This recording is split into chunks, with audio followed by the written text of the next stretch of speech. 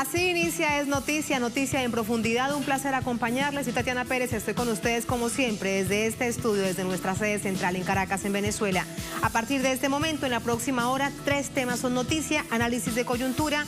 Lo vemos primero a través de titulares y tenemos aquí, el primero de ellos es Noticia Venezuela. La Asamblea Constituyente Nacional Constituyente convoca elecciones presidenciales antes del próximo 30 de abril.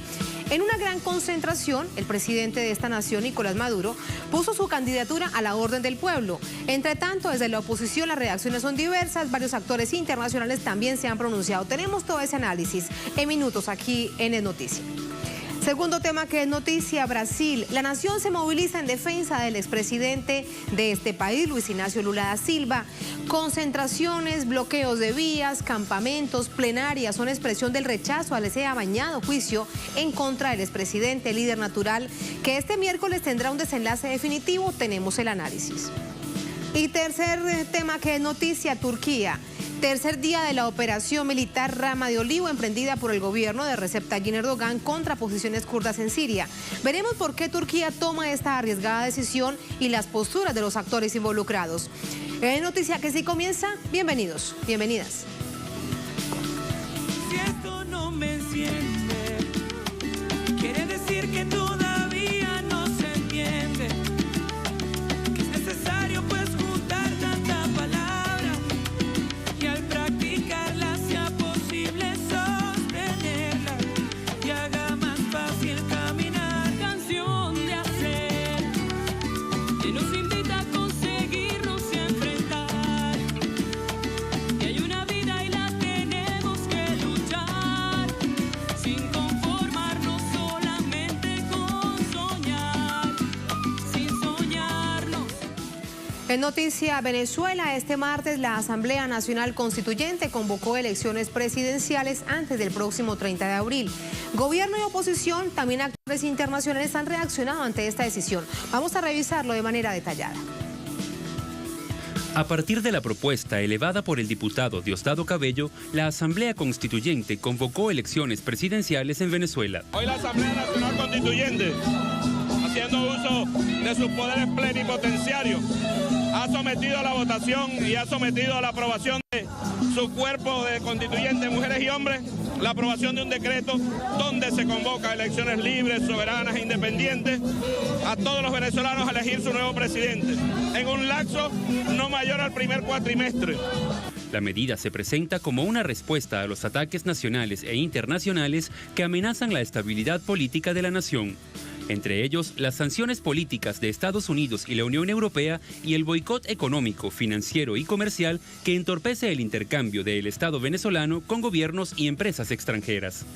Ante la decisión de la ANC, el jefe de Estado aseguró que se encuentra dispuesto a ser el candidato si así lo disponen las bases del partido.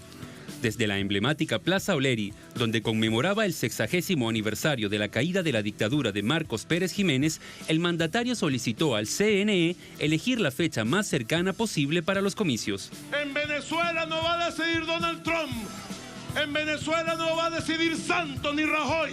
En Venezuela va a decidir el pueblo soberano de Venezuela. El pueblo rebelde de esta patria. Decidan ustedes el destino de este país. Le entrego en sus manos el destino de esta patria. El pueblo venezolano expresó su voluntad de acompañar al presidente Nicolás Maduro para un nuevo periodo presidencial. Por su parte, el dirigente de oposición, Henry Ramos, aseguró que los factores de oposición están en capacidad de organizar y celebrar elecciones primarias para elegir a su candidato. La participación en la elección presidencial y la asistencia al diálogo con el gobierno en República Dominicana son temas que dividen a la oposición venezolana. Contradictoriamente, la celebración de comicios para escoger al jefe de Estado es una de las exigencias que los opositores llevaron ante la mesa de diálogo en Santo Domingo. Y tenemos precisamente la profundización de este hecho. Para ello nos ayuda Enrique Ramos. Él es constituyente territorial del municipio Diego Ibarra, Estado Carabobo. Constituyente, bienvenido. Buenas noches. Sí, muy buenas Gracias por noches. estar con nosotros.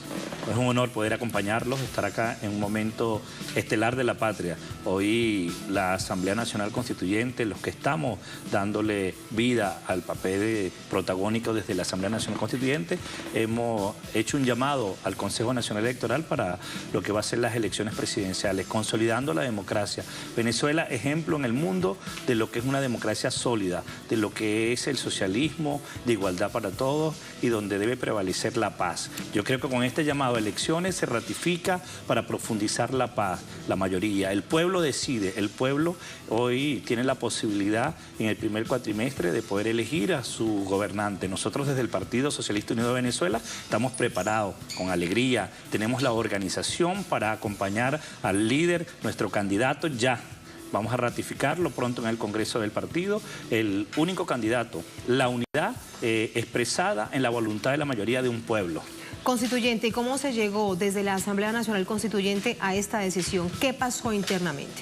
Sí, bueno, yo creo que la Asamblea Nacional Constituyente nace bajo la necesidad de poder repensar lo que es la paz en el país, profundizar en la paz. Y para nosotros hablar de paz, pues estamos nosotros ratificando todo lo que es la democracia, el proceso electoral que se ha venido en un cronograma claro, transparente, se llamó para elegir a nuestros gobernantes municipales, luego fuimos a elegir a nuestros gobernantes, a nuestros gobernadores, y bueno, hoy le toca, como lo reza nuestra Constitución en el 2018, la elección presidencial.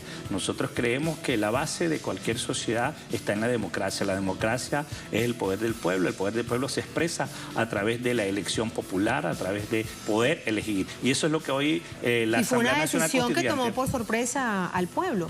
Bueno, yo no creo que por sorpresa, es una decisión que la ratifica... fecha sí, que, la bueno, fecha claro, realmente sí, no se esperaba ese anuncio para esta jornada. Había una movilización por una razón, una causa histórica en el país de lucha era de esperar, permanente. Cuando pero nosotros era hacemos por otra un análisis causa profundo de lo que ha sido la actuación de nuestro líder, del hijo del comandante Hugo Rafael Chávez Frías, basado por supuesto en un estamento democrático, el presidente ha dicho, bueno, vamos a elecciones. ¿Quién en elecciones?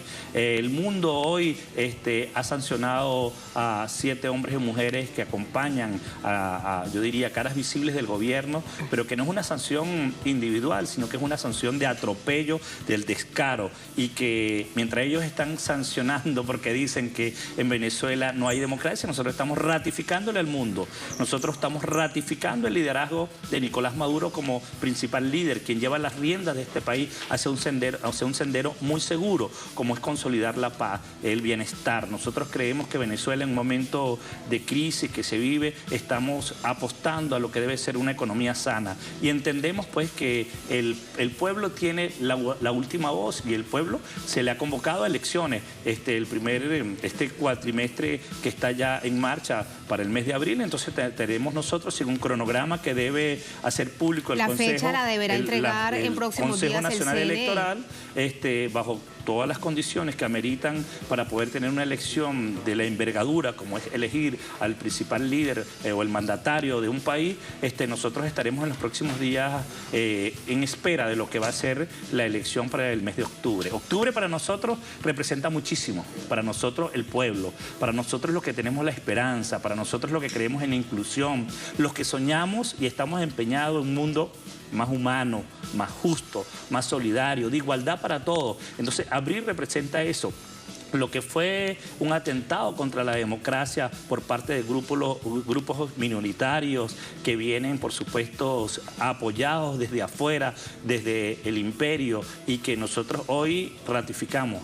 El presidente Nicolás Maduro se pone a disposición de la Asamblea Nacional, así lo hizo público ante miles de hombres y mujeres que se concentraron hoy en Caracas.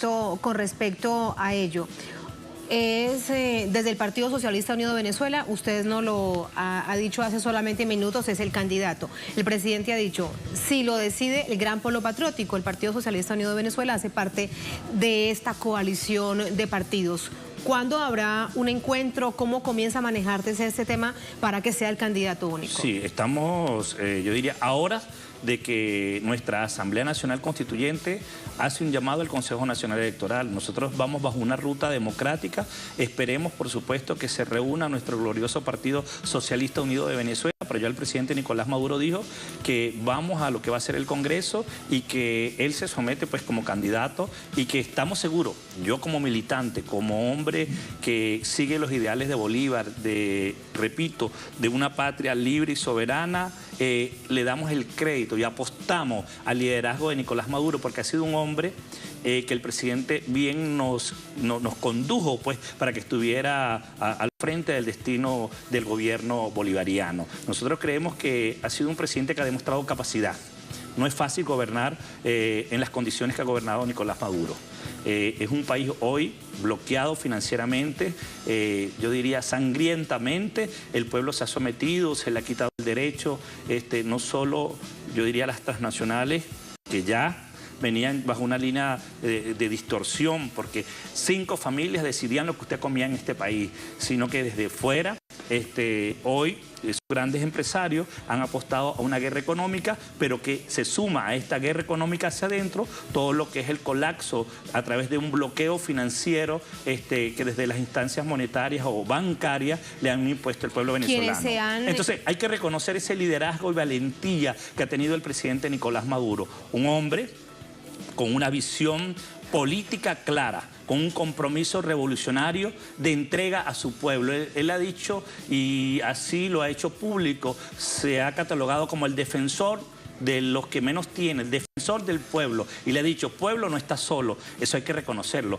La unidad que prevalece en el Partido Socialista Unido de Venezuela, y estoy seguro en el Gran Polo Patriótico, va a ratificar a Nicolás Maduro para poder seguir resguardando el legado del comandante Chávez, para sanear, porque es una esperanza, es una necesidad, sanear la economía del país. Vamos por buenos rumbos. Yo creo que en apenas días de que el presidente, hoy en ejercicio, Nicolás Maduro, y con sus asesores lance lo que va a ser el Petro como una vía que va a oxigenar y que va a sanear esta sangrienta guerra inducida a través de un bloqueo la economía de Venezuela, va a merecer pues que le demos más tiempo al presidente Nicolás Maduro con su equipo para poder lograr cristalizar el sueño de Simón Bolívar. Permítame, le pregunto algo también con respecto a esto que usted ha dicho. Los ataques están adentro, los ataques vienen desde fuera.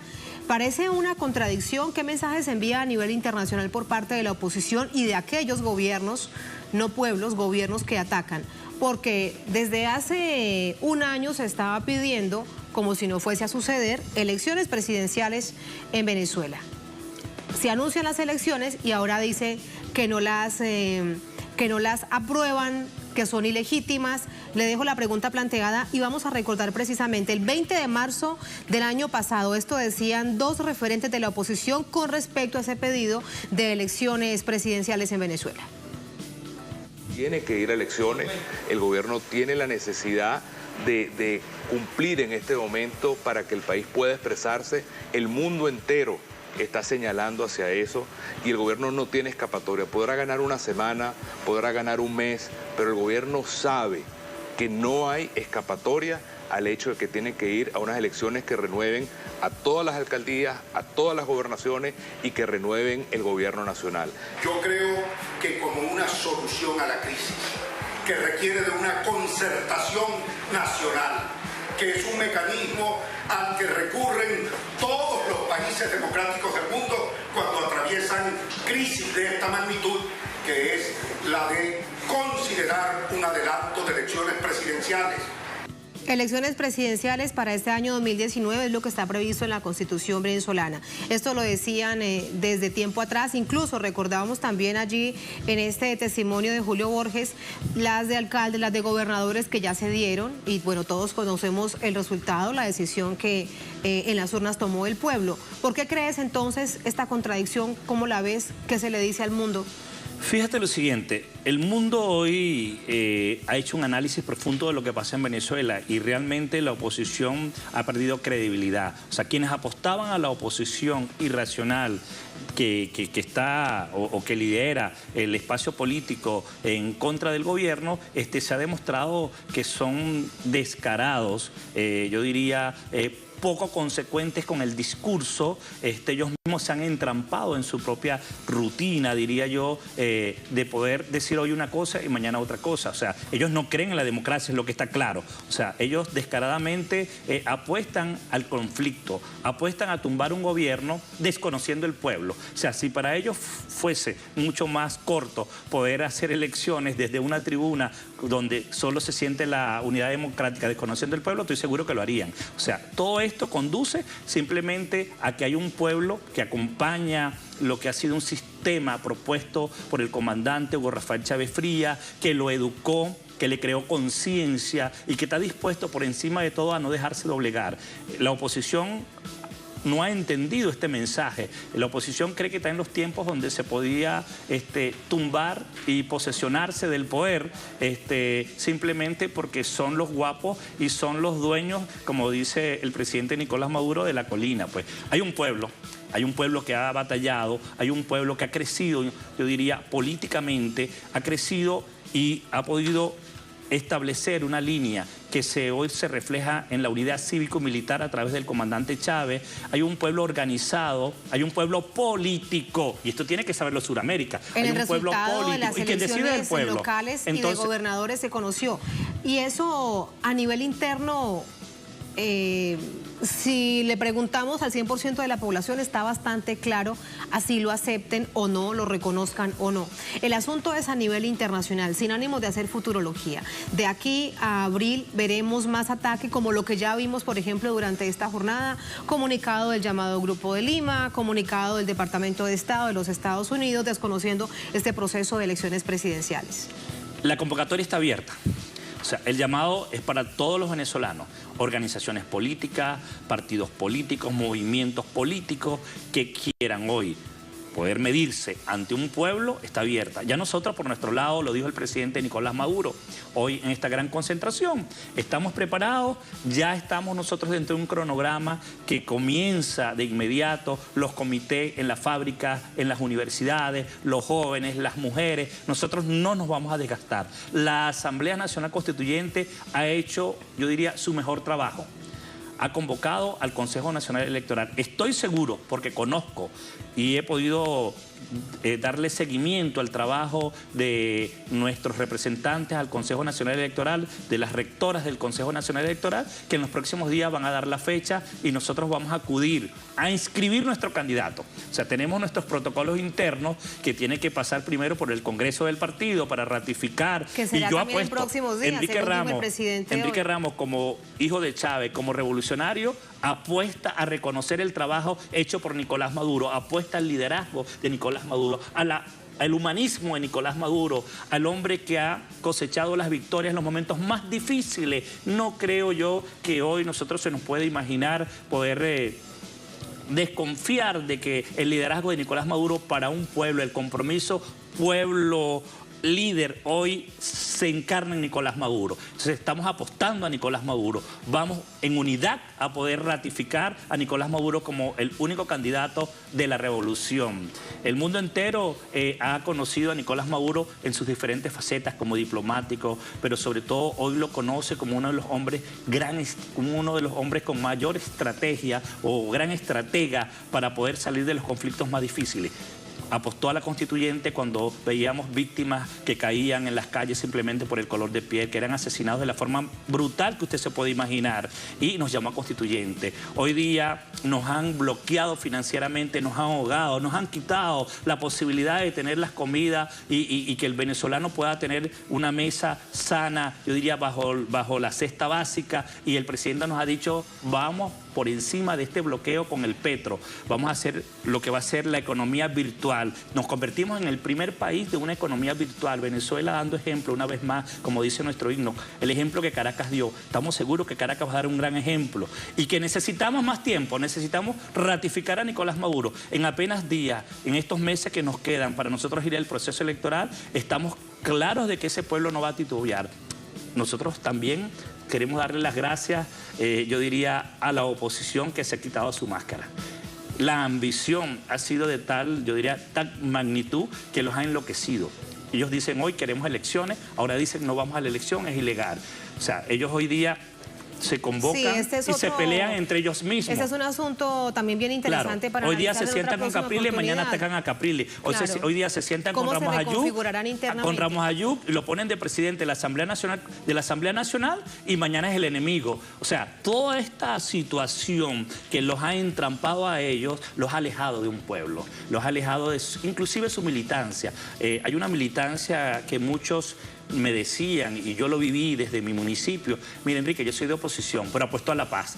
Yo no creo lo que está haciendo la oposición de trancar las vías, negar la posibilidad de echar el país adelante, de que las fábricas, las universidades, las escuelas puedan dar sus mejores, yo diría, lo mejor para tener un país de primera, y yo voy a votar por la constituyente. Tenemos esperanza en ustedes, y eso es lo que está haciendo la constituyente. Esa esperanza se traduce en democracia.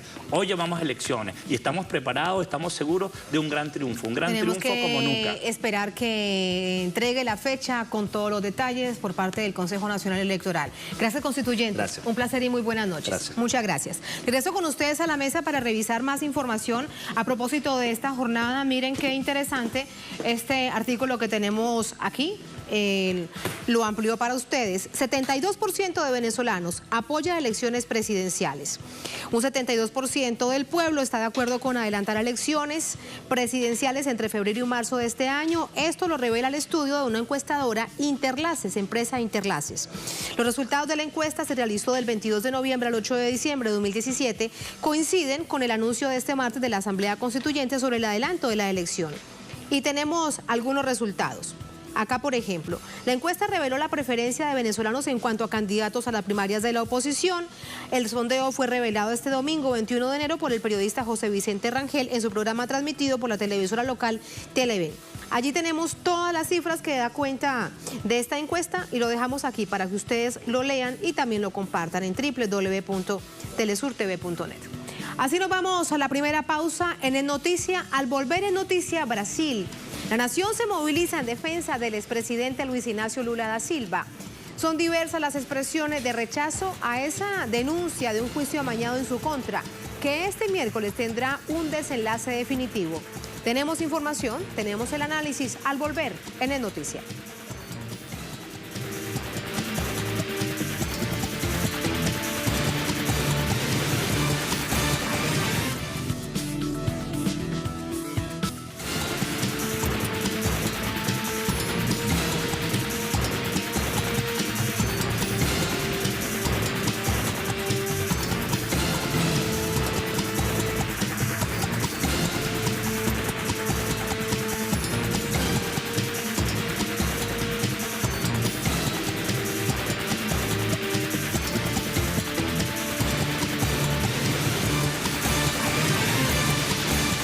En Noticia Brasil, semana de movilizaciones en el gigante suramericano. Diversas organizaciones sociales se encuentran en las calles en defensa del expresidente candidato de la nación a la presidencia del país, Luis Ignacio Lula da Silva. Ante la posibilidad de una condena por corrupción, sus seguidores exigen que se acabe con ese montaje judicial. Si hay pruebas, que las presenten, que sean verdaderas, es lo que dicen. Revisamos esos detalles. Porto Alegre es el mayor centro de concentración. Desde este lunes, más de 3.500 campesinos llegaron de distintos puntos del país.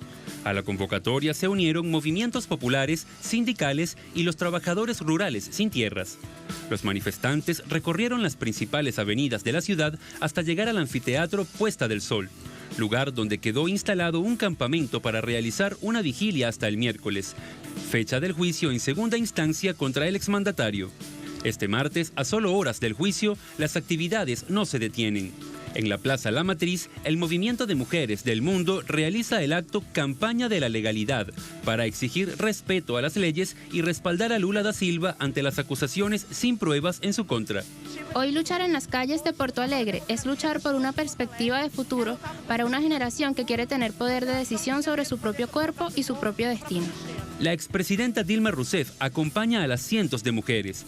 Allí dijo que el golpe que acabó con su mandato quiere ahora destruir y aniquilar a su antecesor. Denunció la existencia de una conspiración para aniquilarlo de la faz de la tierra. Mientras, en Pernambuco, Paraíba y Bahía se registraron bloqueos de carreteras para evidenciar las irregularidades en el proceso judicial contra Lula. La sede del diario O Globo también fue escenario de concentración.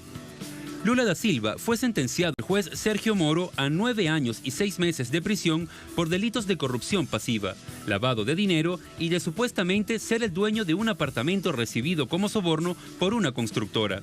Una causa sobre la que no hay pruebas en su contra y será analizada en segunda instancia este miércoles por el Cuarto Tribunal Regional Federal de Porto Alegre.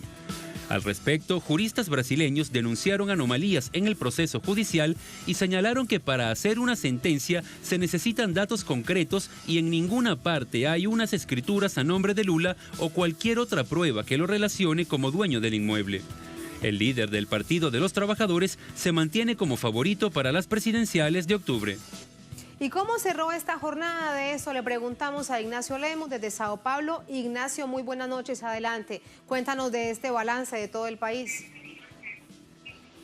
Saludos, y es una jornada que aún no cerró porque hay una gran vigilia aún en diferentes ciudades de Brasil. Las principales ciudades de Brasil registran velas cerca de los tribunales a la espera de esta sentencia en segunda instancia del juez del juzgado de Porto Alegre, que determinará el futuro de Lula da Silva, pero también de la democracia y de las elecciones presidenciales que se llevarán a cabo en octubre del 2018. Hay que recordar que Lula es favorito de cara a estas elecciones presidenciales por una amplia ventaja, según las últimas encuestas, y que se busca en este sentido dejar de lado la candidatura de Luis Ignacio Lula da Silva, no solamente que se pueda confirmar la condena de 9 años y 6 meses de prisión impuesta por el juez Sergio Moro, sino que también se puede dejar afuera de la candidatura presidencial a Lula da Silva, y es por eso que hubo movilizaciones a lo largo y ancho del país. Hubo cortes en las principales carreteras, hubo ocupación en la sede del monopolio mediático Red Globo y también 70.000 personas acompañando a Luis Ignacio Lula da Silva y Dilma Rousseff en la ciudad de Porto Alegre, una ciudad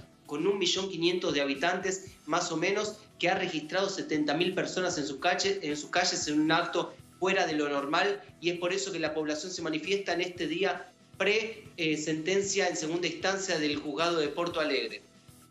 Ignacio, ¿y cómo será la jornada de este miércoles? Cuéntanos lo que se sabe en términos de la agenda. ¿Tendrá que estar presente el expresidente Luis Ignacio Lula da Silva con sus abogados en los alrededores de este recinto judicial? Seguramente todos los que se han convocado. ¿Cómo será lo que veremos mañana? Desde las 8:30 de la mañana el juzgado del Tribunal de Porto Alegre va a emitir su sentencia. Tal vez sea una larga sentencia porque hay 7.000 páginas que pueden llegar a ser leídas en la condena impuesta por el juez Sergio Moro, 7.000 páginas que han sido leídas en tiempo récord, analizadas en tiempo récord, y que se han salteado otros 7 procesos anteriores al de Lula para poder llevarse a cabo este proceso en un periodo de receso precarnaval, un periodo en que la población de Brasil se encuentra de vacaciones. Sin embargo, hay 70.000 personas en Porto Alegre por parte de movimientos sociales junto a Lula allí en Porto Alegre, pero Lula esta misma noche ya viaja hacia Sao Paulo y mañana se presentará en la ciudad de Sao Paulo en las calles. No estará en Porto Alegre durante la sentencia, sino que estará en Sao Paulo, y a partir de las 17 horas se prevé una manifestación en la Plaza de la República en favor de la candidatura de Luis Ignacio Lula da Silva, el primer presidente operario de la historia de Brasil y el primer presidente que puede ser condenado en la historia de Brasil. Estudios. Entonces, el expresidente estará pendiente en otro lugar y allí estarán sus abogados más aquellos que se han convocado o autoconvocado de manera espontánea. Claro esto. Ahora, hablemos acerca de algo muy importante que dice el staff de abogados del expresidente Lula da Silva. La prueba es un presunto apartamento obtenido por soborno. Sin embargo, los documentos en ninguna parte dicen eso. ¿Esa es la prueba reina de la defensa, Ignacio? Tanto por parte de los abogados de Luis Ignacio Lula da Silva como también por parte de los manifestantes que se han encontrado en las calles en los últimos días, se ha señalado que no existen pruebas para condenar al expresidente. No existen pruebas dentro de esas 7.000 páginas, no existen pruebas para condenar a Luis Ignacio Lula da Silva. Según delatores, Lula sería el dueño de este departamento, delatores en el caso Lavallato, pero sin embargo no se han presentado pruebas que confirmen la tenencia de ese departamento por Lula, y eso es en lo que hacen hincapié los abogados del expresidente. Veremos cuál es la sentencia de un tribunal que cuenta con 3 jueces, uno con un carácter más político y otros 2 con carácter más técnico. Lo cierto es que si los 3 confirman la sentencia, Lula será condenado, y si al menos se encuentra un resultado de 2-1, Lula tendrá más posibilidades de presentar recursos de aquí de cara a octubre de este año, cuando serán las elecciones presidenciales en Brasil. Lo cierto es que Lula aún podrá ser candidato de Brasil según algunos recursos, incluso se puede buscar que Lula sea anulada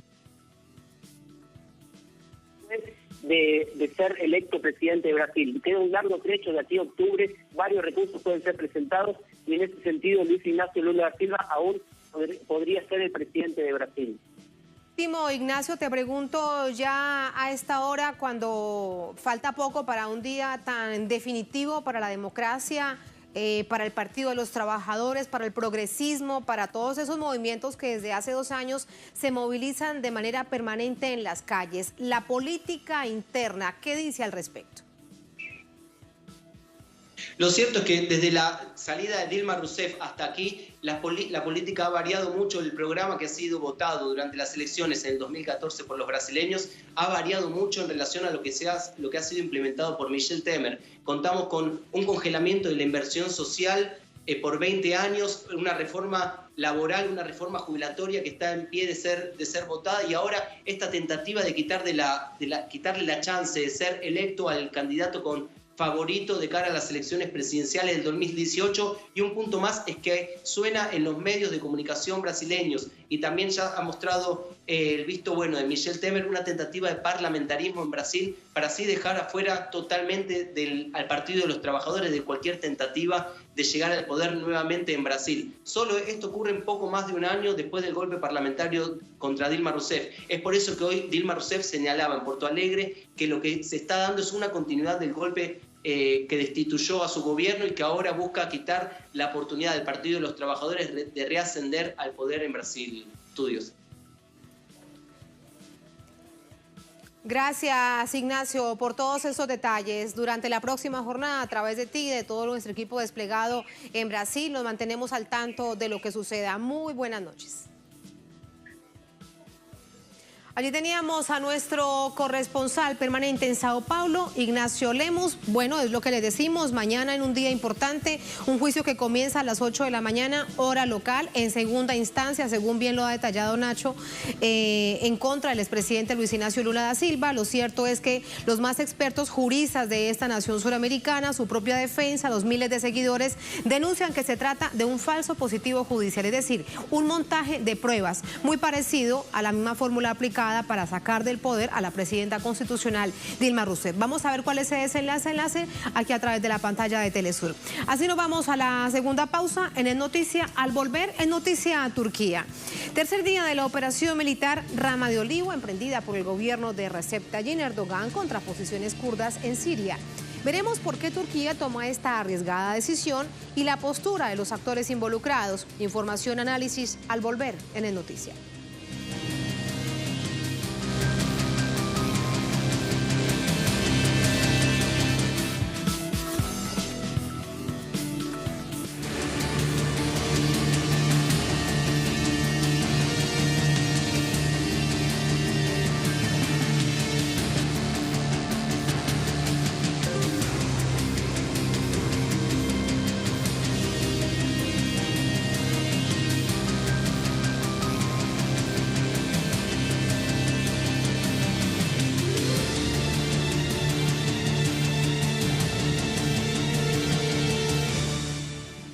En Noticia Turquía, la operación militar Rama de Olivo desplegada por Turquía en Siria cumple su 4º día.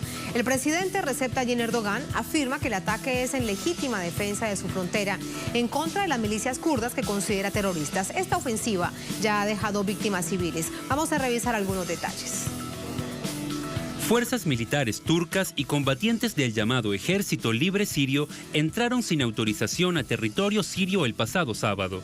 Así comenzó la operación bautizada Rama de Olivo, con la que el gobierno turco pretende enfrentar las unidades de protección popular y al Partido de los Trabajadores de Kurdistán, PKK.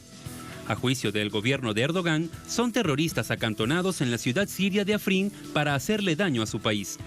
Esta localidad cuenta con un poco más de 2.000 kilómetros cuadrados y está ubicada al norte de Siria, dentro de la jurisdicción del gobierno de Alepo, y hace frontera con Turquía. El presidente sirio Bashar al-Assad no aprueba la operación y la considera una violación de su territorio. Estados Unidos, por su parte, apoya a las milicias kurdas y las considera clave en la lucha contra el terrorismo desatado por el Estado Islámico en Siria. Según las fuerzas democráticas sirias, esta operación ha causado la muerte de 18 civiles y 23 heridos. Aunque el gobierno turco afirmó que Rusia apoyaba el ataque en territorio sirio, según el vicepresidente del Comité de Defensa y Seguridad del Senado ruso, Franz Klintevich, Moscú exigirá a Turquía que suspenda sus operaciones militares en una reunión de emergencia del Consejo de Seguridad de la ONU. Recibimos más detalles a esta hora con Hisham Wanous desde Damasco, la capital de Siria. Hola Hisham, adelante, buenas noches. Hola colegas, saludos amables televidentes. Los bombardeos aéreos de Turquía y de la artillería del ejército turco continúan contra la localidad de Afrin por cuarto día consecutivo, causando la muerte hasta el momento de 26 civiles y 3 combatientes kurdos, en tiempo que las llamadas fuerzas escudo del Éufrates, integradas por 20.000 combatientes del llamado Ejército Libre de Siria y también de la oposición armada, continúan la operación terrestre secundados por los aviones de combate turcos y la artillería turca, lograron el día de ayer tomar el control de 15 puntos de manos de las fuerzas kurdas, que en la noche realizaron un contraataque y lograron expulsar a estos invasores de los 15 puntos que habían ocupado. También las unidades turcas kurdas afirman que en el contraataque han logrado liquidar a 9 soldados turcos y asimismo 8 armados y dejaron a otros 13 heridos, en tiempo que el ejército turco reconoció la muerte únicamente de 3 soldados en la operación. También existen informaciones de que hay alrededor de 70 muertos en filas de las llamadas fuerzas escudo del Éufrates a raíz de esta operación. Le informamos además de esto que hasta el momento las tropas turcas, según afirman las unidades kurdas, no han logrado adentrarse en la localidad de Afrin y únicamente se encuentran a una profundidad de 5 kilómetros a 8 kilómetros en territorio sirio. Y Turquía afirma que la operación busca poner fin a la presencia terrorista que pone en peligro su seguridad nacional, en referencia a las unidades de protección kurda, razón por la cual intenta crear una franja de seguridad de 30 kilómetros de profundidad en territorio sirio. Hasta el momento esta operación también ha causado el desplazamiento de 1.000 personas, entre mujeres y niños, que están en la cercana periferia de Alepo en centros de acogida temporal, contando con el apoyo del Centro de Reconciliación ruso y la gobernación de Alepo. Entiendo que las unidades kurdas rechazan y desmienten que hay un éxodo masivo de los habitantes de esta región, que suman alrededor de 500.000 personas, y que hay un traslado de aldeas menos seguras a otras más seguras relativamente dentro de la región de Afrin. Hay que destacar que a nivel político Damasco condenó la acción o la decisión adoptada el día de ayer por parte del Consejo de Seguridad de Naciones Unidas, convocado por Francia para analizar la situación en Siria, y que únicamente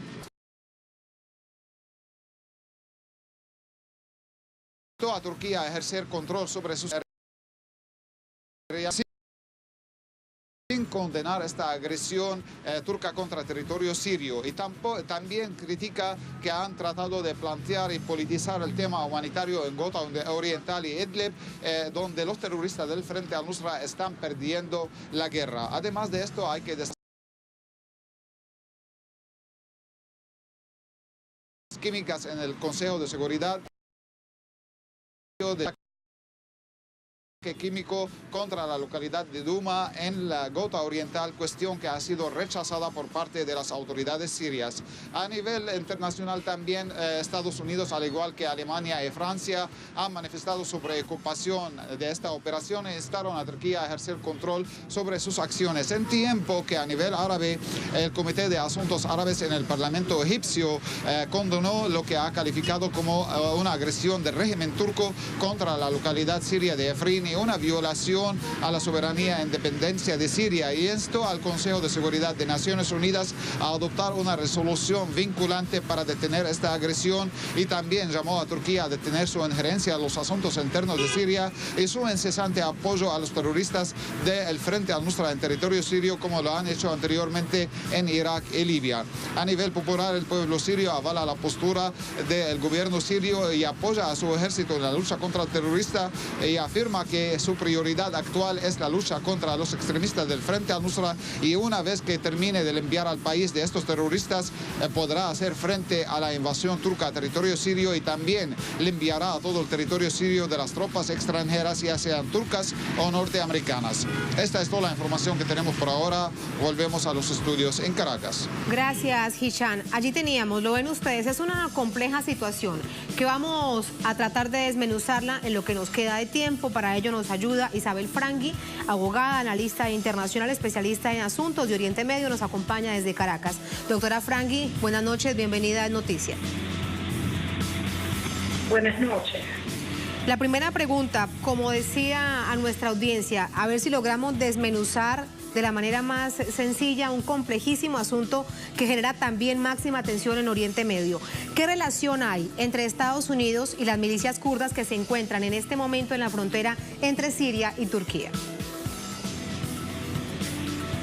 Estados Unidos, el entendimiento que ha ejercido a priori antes de hablarlo con los kurdos, el papel que ha ejercido con Turquía.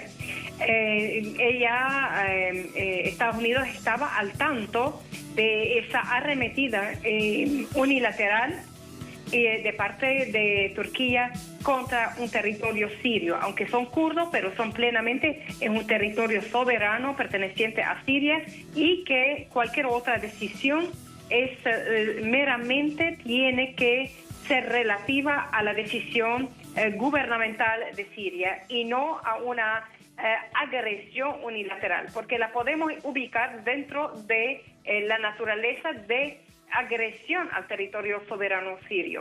Hay que destacar algo, que hay una diferencia de comportamiento en cuanto a los kurdos que están ubicados en Siria y colindan con Turquía, y por el otro lado los kurdos existentes en Erbil de Irak. Ahora los intereses se juntan entre Turquía y la OTAN y Estados Unidos en cuanto a su posición de pérdida que están sufriendo en el Medio Oriente, en Siria específicamente geoestratégicamente, en donde, por ejemplo, en el Mar Rojo están perdiendo presencia, en el Mar Muerto igual están perdiendo presencia, y que está agarrando más fuerza Turquía y Rusia. Ahora, según la declaración de Estados Unidos, a que los intereses primordiales de ese frente es posicionarse, no es el terrorismo, tampoco combatir,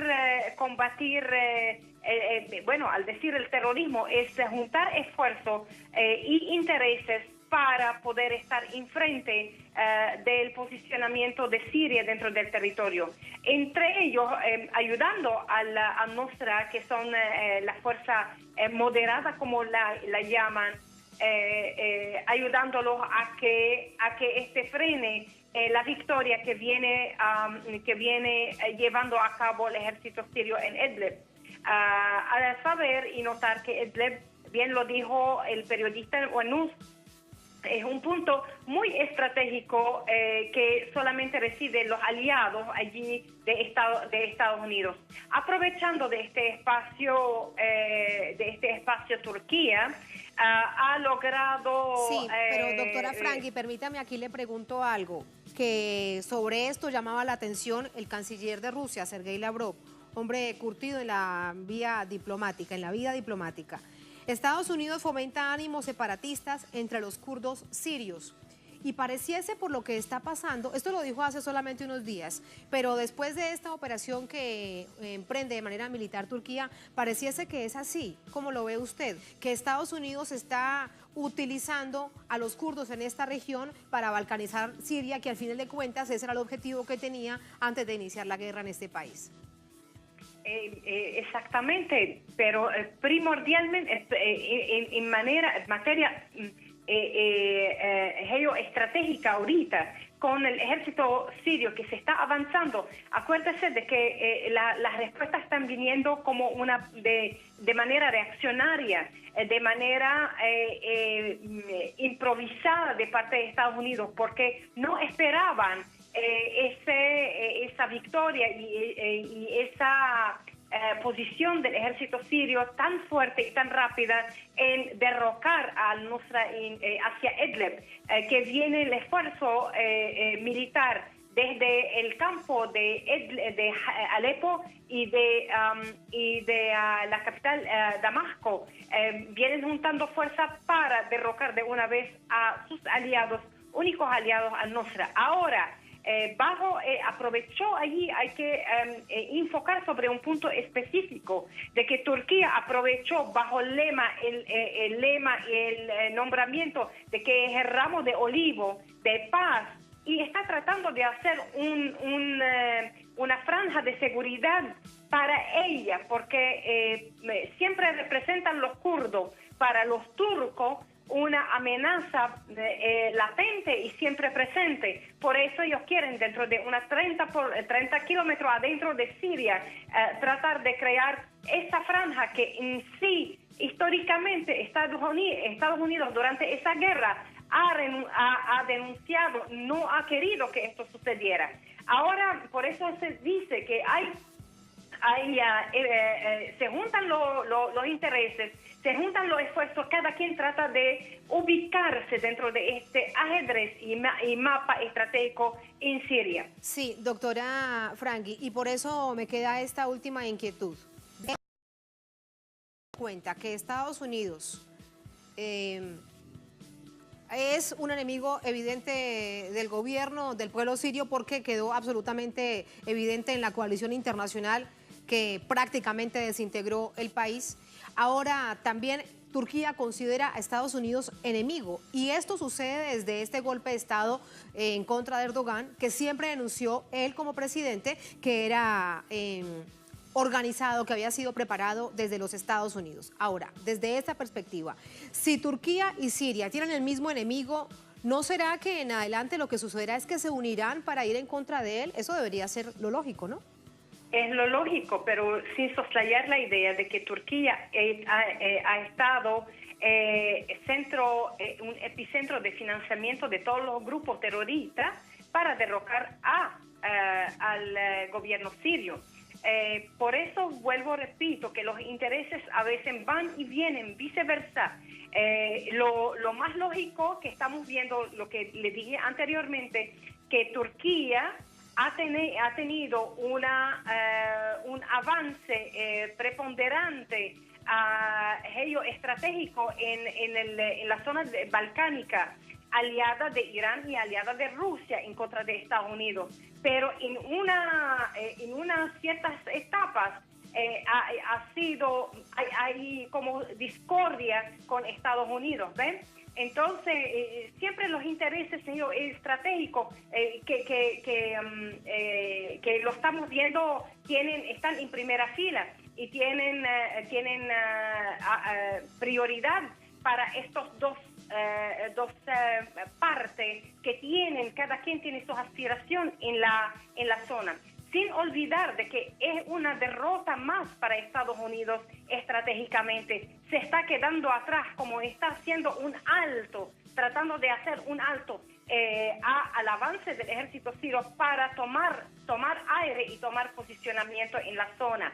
Ahora, pero la cuestión más grande que podemos decir, salió a la luz también a que Turquía ha tenido el buen pro de Estados Unidos y del OTAN para poder hacer o para avanzar contra esta agresión unilateral, violentando la soberanía de Siria dentro de su territorio a 30 kilómetros contra los kurdos.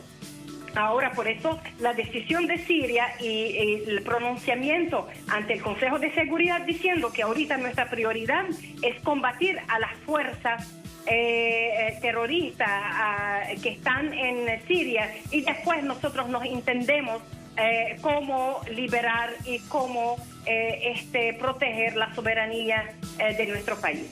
Un asunto muy, muy complejo en el que hay miles, millones de vidas de por medio, y eso es lo que siempre ponemos de presente aquí nosotros en nuestra casa en Telesur. Es el dolor de un pueblo sobre el que anhelamos que se avance en términos de reconstrucción, pero hay una situación muy tensa en esta frontera y, como usted bien lo decía, bueno, que termine pronto y que Turquía y Siria, acompañados por Rusia, logren avanzar en la lucha contra el terrorismo. Veremos qué sucede. Doctora Franqui, muchas gracias. Buenas noches. Buenas noches. Muy buenas noches. Gracias también a ustedes por habernos acompañado. Ponemos punto final a esta emisión de Noticias. Cerramos nuestra pantalla tradicional. Nos quedamos en redes sociales, @Noticias Telesur, @Tatiana Telesur. Hasta mañana. Sigan con nosotros.